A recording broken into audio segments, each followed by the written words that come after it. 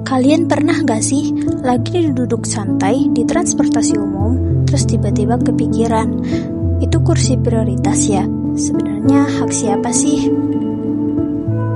Kursi prioritas, dua kata yang punya makna luas dan kadang bikin serba salah. Nah, di video ini kami akan mengajak kita semua untuk melihat cerita sederhana tentang kursi prioritas, sekaligus nanya langsung ke beberapa orang tentang makna kursi prioritas menurut mereka. Kursi prioritas biasanya kita lihat di transportasi umum seperti busway dan kereta. Biasanya ada tanda di bangkunya, misalnya dikasih warna yang beda dari bangku-bangku lain. Ada tanda ibu hamil, orang tua, penyandang disabilitas, dan ibu dengan anak kecil. Tapi gak jarang juga ada yang gak paham dan mikir, kalau kosong duduk aja gak sih? Padahal kursi prioritas merupakan bentuk dari kesadaran sosial kita, bukan sekedar soal sopan santun, tapi soal kita bisa ngasih tempat ke mereka yang paling butuh.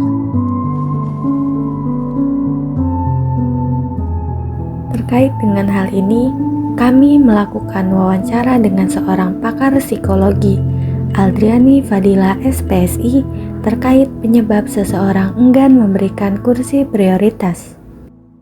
Dari sudut pandang psikologi sosial dan perilaku, ada beberapa faktor yang menyebabkan seseorang kadang tidak memberikan kursi kepada penumpang prioritas. Yang pertama, diskusi tanggung jawab, di mana ketika dalam situasi yang banyak orang, maka setiap orang akan cenderung merasa bahwa orang lain juga bisa kok memberikan kursi seperti itu, hingga pada akhirnya tidak ada yang benar-benar bertindak. Yang kedua, kurangnya empati atau perspective taking, di mana orang cenderung tidak merasakan bagaimana rasanya berdiri lama dalam keadaan lelah, hamil ataupun sakit seperti itu. Tanpa adanya kemampuan untuk melihat dari perspektif orang lain, maka keinginan menolong menjadi menurun. Dan yang ketiga, karena adanya persepsi balasan, di mana ada orang-orang yang cenderung berpikir bahwa kita kan sama-sama bayar tiket gitu, kenapa harus memberikan kursi kepada orang lain.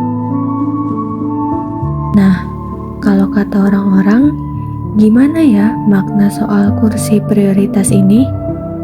Simak wawancara yang kami lakukan dengan salah satu penumpang transportasi umum berikut. Jujur aja nih ya, saya ngerasanya sih kurang pantas ya. Soalnya kan kursi prioritas tuh udah jelas buat orang-orang yang lebih butuh, kayak misalkan lansia, ibu hamil, disabilitas, atau orang yang lagi sakit gitu. Kalau buat anak muda, apalagi yang sehat-sehat aja, harusnya sih lebih sadar ya. Itu sih problemnya, mereka cuma mikir praktis doang, nggak pakai empati. Soalnya kan kursi prioritas itu kan bukan soal rebutan, tapi soal kesadaran. Sekalipun kosong, bukan berarti bebas seenaknya. Harusnya bisa lebih waspada, siap berdiri kalau misal ada yang lebih butuh. Tanggapan dari penumpang transportasi umum tersebut sejalan dengan pendapat yang dikemukakan oleh Ibu Dr. Cucu Nurhayati SAG MSI, pakar sosiologi dan pengajar di UIN Syarif Hidayatullah Jakarta. Kenapa misalnya seperti tidak peduli ya? Iya, sebenarnya bukan tidak peduli juga. Di antara karakteristik masyarakat kota itu kan ada individualismenya itu tinggi, rasionalitasnya tinggi gitu kan. Kadang misalnya masyarakat kota itu dia dengan sikap individualismenya itu dia lebih mementingkan dirinya, tapi pada konteks-konteks tertentu kan misalnya sering sekarang tuh kejadian-kejadian tuh modus misalnya ya. Orang tiba-tiba pingsan, ternyata enggak gitu kan. Orang pura-pura tidak mampu, padahal tidak gitu. Nah mungkin karena pengalaman sehari-hari yang dengan penuh kondisi-kondisi seperti itu, jadi masyarakat kota kadang dia lebih individualisme. Dia nggak peduli ya, kepedulian sosialnya itu tidak peka. Jadi misalnya dia duduk di kursi prioritas karena orang-orang di situ juga memang tidak ada. Tapi kalau misalnya orang hamilnya ada, ibu hamilnya ada, yang lansianya ada, itu pasti diberikan. Tapi tentunya harus ditegur juga, karena kontrol sosial di perkotaan itu kan lemah ya. Misalnya gini, kalau kalian misalnya di desa berduaan sama cowok atau apa, itu akan cepat ditegur. Tapi kalau masyarakat kota dia kontrol sosialnya cenderung lemah, silahkan aja yang penting tidak merugikan. Jadi dia itu yang menyebabkan dia misalnya membiarkan orang duduk di kursi prioritas. Toh tidak ada juga orang yang prioritasnya tidak ada. Tapi kalau orang prioritasnya ada, tentunya akan memberikan haknya sama orang yang prioritas itu, ya. Jadi pertama kepekaan sosialnya yang rendah, kemudian nilai individualismenya yang tinggi, ya. Yang ketiga karena memang tidak ada sanksinya. Misalnya ketika orang duduk di kursi prioritas tidak ada yang memberikan sanksi dan menganggapkan toh tidak ada ini kan orang hamilnya nggak ada, yang lansianya nggak ada, jadi duduk gitu. Nah tentunya peraturan-peraturan ini juga harus selalu disosialisasikan, diinternalisasikan, kan adanya struktur, kultur, proses sosial. Struktur itu aturan yang mengharuskan kursi prioritas itu bagi yang membutuhkan. Kedua kultur masyarakat kita, masyarakat kota misalnya, kulturnya yang cenderung individualis, rasional misalnya. Tuh ada kursi kosong, kenapa nggak didudukin gitu kan? Nah ya didudukin, ya. Daripada saya berdiri, kan ada kursi yang kosong, kenapa nggak dipakai? Nah kayak gitu kan. Terus ya individualnya itu lah. Terus saya tidak merugikan, kok nggak ada yang orang prioritasnya gitu kan. Kemudian itu kan struktur kulturnya, proses sosialnya harus selalu disosialisasikan. Ini maksudnya tidak boleh diduduki sama sekali, atau misalnya ketika ada orang membutuhkan harus berdiri. Coba sekarang misalnya lihat gak pada kasus-kasus tertentu orang yang memerlukan tapi nggak dikasih, atau memang orang tidak ada terus duduk aja, gimana kasusnya? Kalau biasanya saya setiap hari lihat kalau memang nggak ada orangnya dan itu kosong, biasanya semuanya duduk aja gitu. Ya kan nggak masalah kalau kayak gitu. Itu karena dia saya tidak memberikan yang lain, tidak ada kursi, ya tidak ada yang memberikan kursi prioritas itu, makanya dia duduk di situ.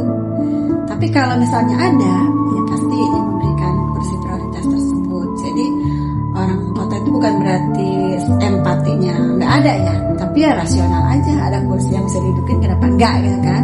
Kursi individualismenya tinggi, kontrol sosial juga nggak ada. Tapi kalau misalnya memang mau diterapkan, ya itu strukturnya ada. Terus kulturnya, proses sosial, bilang dong gitu kan. Proses sosial itu kan interaksi yang selalu dilakukan supaya orang tuh paham bahwa ini terbiasa, ini adalah untuk kursi prioritas, jadi jangan didudukin misalnya. Tapi susah juga karena kan ngelihat lah ada kursi kosong, kenapa nggak kita dudukin gitu kan. Nah tapi kalau misalnya memang ada orang memerlukan tapi dia tidak pindah tempat duduk, berarti emang empatinya yang sangat-sangat kurang.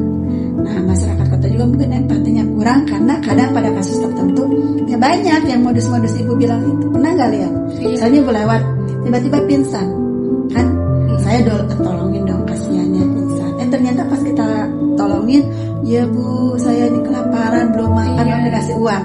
Akhirnya kita kasihkan, udah kita pergi. Nah kita lihat lah misalnya di mobil kan, pas kita udah di kendaraan, tiba-tiba ada orang lewat lagi, dia pingsan lagi. Itu yang bikin orang itu jadi orang kota itu males membantu atau menolong karena memang banyak kasus-kasus seperti itu. Atau misalnya ke kosan atau ke rumah, maaf deh anak saya sakit gitu kan. Ibu tinggalnya di mana? Saya tinggalnya di Ciputat gitu kan. Tadi saya di Pamulang jam 6 pagi nih. Loh kok bisa gitu? Anaknya mana bu? Ya sakit, sini deh bu, nanti saya obatin. Suami saya dokter. Dia langsung cemberut dan marah. Berarti kan modus seperti itu. Kalau itu yang sengaja ya, tapi kalau yang masalah kursi prioritas itu kayaknya sih kalau orangnya ada sih memberikannya gitu. Kalau kenapa memberikan itu? Kenapa sekarang supaya solusinya ya yang harus ada internalisasi nilai-nilai supaya tidak cuek, supaya tidak peduli, karena itu kan orang masyarakat kota ya yang cuek, tidak peduli, individualisnya tinggi gitu kan, empatinya kurang misalnya. Sekarang gimana ya disosialisasikan, misalnya di kendaraan umumnya, di MRT atau di bis ada ya, Bapak Ibu sekalian, Bapak menghimbauan bahwa kursi prioritas diprioritaskan untuk orang-orang yang memerlukan seperti itu. Itu harus selalu diulang-ulang sehingga sudah terekam di memorinya. Ketika ada orang memerlukan kursi prioritas itu harus diberikan kayak gitu. Selain wawancara tersebut, kami juga telah melakukan wawancara dengan salah satu penumpang yang punya hak atas kursi prioritas.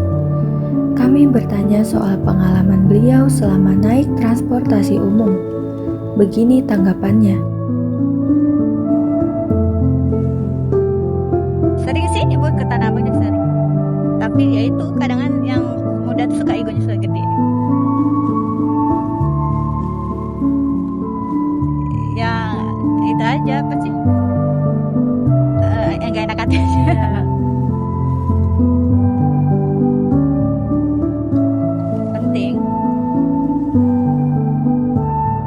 Di kesempatan lain juga kami mendapati seorang penumpang yang memberikan kursi pada penumpang prioritas, yaitu ibu dengan anak kecil, meski penumpang tersebut tidak duduk di kursi prioritas. Kami sempat mewawancarai penumpang tersebut dan menanyakan alasannya memberikan kursi tersebut kepada penumpang prioritas. Berikut tanggapannya.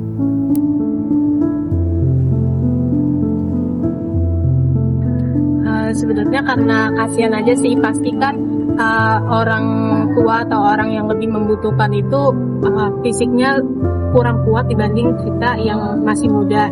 Terus juga saya keingat ibu saya sendiri, jadi pasti kalau ada orang yang lebih tua dari saya dan kelihatannya membutuhkan, apalagi ibu-ibu tadi kan bawa anak gitu ya, jadi saya lebih baik saya ngalah dan milih untuk berdiri. Kadang kita sibuk sendiri, sibuk ngejar waktu, ngejar sinyal, atau sibuk cari tempat duduk yang paling nyaman. Tapi sering lupa, kalau bisa aja di sebelah kita ada orang yang lagi nahan lelah, nahan sakit, atau lagi berjuang lebih keras dari kita. Kursi prioritas bukan cuma soal aturan atau fasilitas di transportasi umum, tapi itu simbol kepedulian, empati, dan tentang rasa kemanusiaan dalam diri kita. Dan kalau kita bicara lebih dalam, sikap kita terhadap kursi prioritas juga berkaitan dengan etika hukum. Dalam pandangan etika hukum, tindakan seperti memberi kursi kepada mereka yang lebih membutuhkan mencerminkan nilai-nilai moral yang idealnya menjadi jiwa dari setiap peraturan. Etika hukum bukan hanya soal kepatuhan terhadap aturan, tapi soal kesadaran akan keadilan dan kebaikan yang hidup dalam perilaku kita sehari-hari.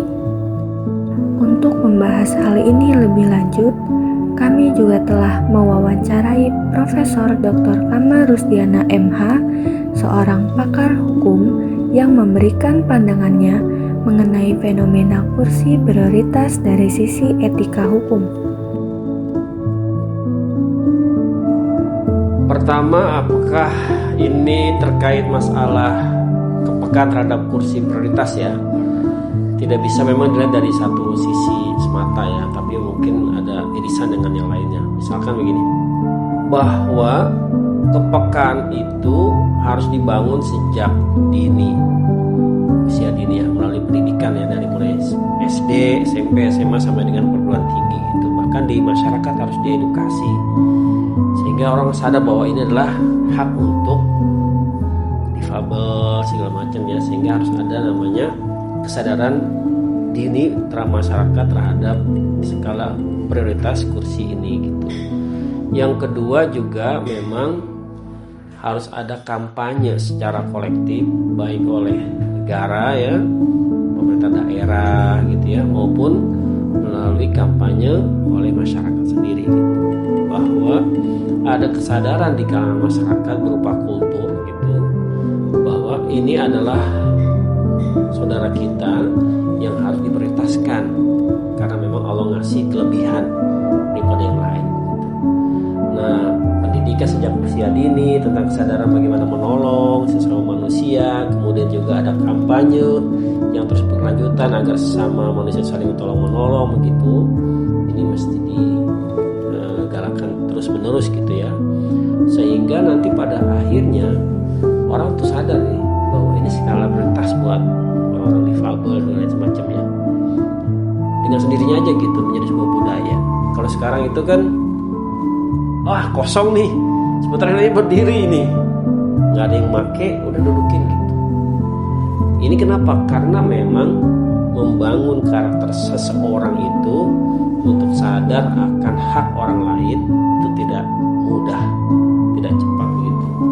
Makanya butuh pendidikan sejak kecil, remaja sampai dewasa gitu. Kita lihat di Jepang misalkan gitu ya, itu sudah tinggi secara etikanya gitu, bahwa kalau bukan hak mereka untuk duduk jangan didudukin. Kenapa? Karena sejak SD sudah ditanamkan itu, walaupun penuh ini kosong gitu.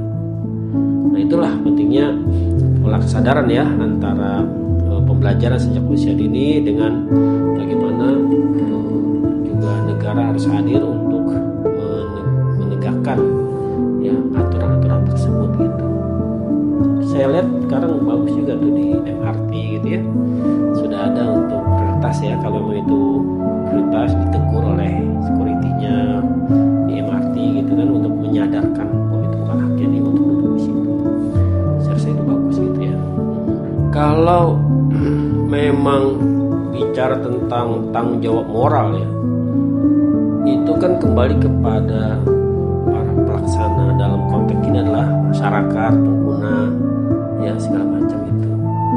Kalau masalah regulasi itu menjadi kaku memang. Terkadang ada regulasinya, tapi tadi saya bilang kesadaran yang rendah mengakibatkan regulasi tidak berjalan efektif gitu. Jadi di sini ada perpaduan yang dinamis ya antara regulasi dengan bagaimana kesadaran masyarakat menjalankan regulasi tersebut gitu. Nah ini penting. Jadi pendidikan terus menerus gitu ya untuk pola kesadaran tersebut, sehingga kultur masyarakat itu terbangun dengan sendirinya gitu. Karena kalau secara regulasi ansih itu keefektifannya orang Indonesia itu kurang gitu. Apalagi tidak ada sanksi. Jangankan di transportasi umum ya, kita pun di kampus juga kan perlu digalakkan terus nih bagaimana agar untuk priority ini difabel segala macam ya juga harus dibangun gitu infrastrukturnya. Ini gue butuh kesadaran lagi dari para penyelenggara negara ya, bagaimana memberikan akses bagi para saudara kita yang difabel itu untuk bisa menggunakan ya sebuah fasilitas gitu yang memang juga mereka bisa gunakan di taman gitu ya. Ada jalur khusus buat mereka itu berjalan sehingga mereka itu selamat gitu dan tahu di mana posisi mereka gitu. Harus ada tanda-tanda khusus begitu.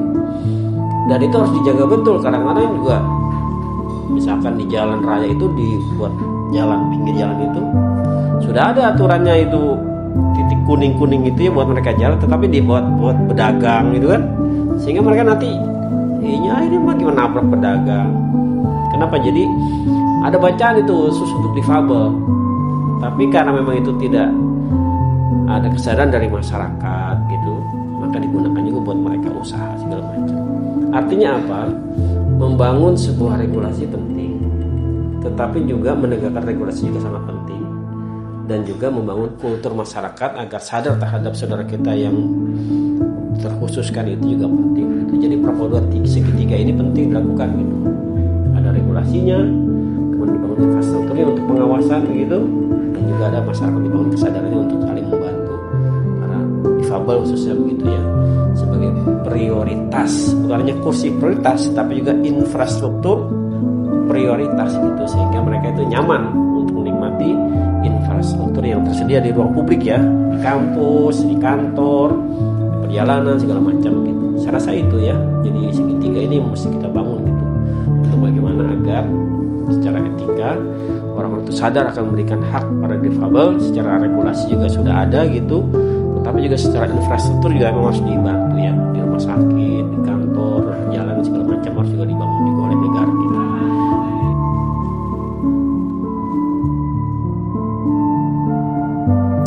Jadi, mulai sekarang, kalau kita lihat kursi prioritas kosong, coba dipikir ulang dulu.